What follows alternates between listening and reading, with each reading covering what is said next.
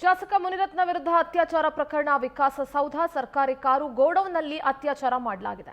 ನ್ಯಾಯಾಧೀಶರ ಮುಂದೆ ಸಂತ್ರಸ್ತೆ 164 ಹೇಳಿಕೆಯನ್ನು ದಾಖಲಿಸಿದ್ದಾರೆ.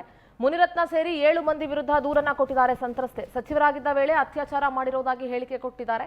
ವಿಕಾಸಸೌಧದಲ್ಲಿರುವ ಸಚಿವ ಕಚೇರಿಯಲ್ಲಿ ಅತ್ಯಾಚಾರ ನಡೆದಿದೆ. ವಿರೋಧಿಗಳ ಫೋಟೋ ವಿಡಿಯೋವನ್ನ ನನ್ನಿಂದ ಹನಿ ಟ್ರ್ಯಾಪ್ ಮಾಡಿಸಿದ್ದಾರೆ. ಫೋಟೋ ವಿಡಿಯೋ ಇಟ್ಕೊಂಡು ಬ್ಲಾಕ್ ಮೇಲ್ ಮಾಡ್ತಾ ಇದ್ರು. ಮುನಿರತ್ನ ವಿರುದ್ಧ ಕಗ್ಲಿಪುರ ಪೊಲೀಸ್ ಠಾಣೆಯಲ್ಲಿ ದೂರು ಕೂಡ ದಾಖಲಾಗಿತ್ತು.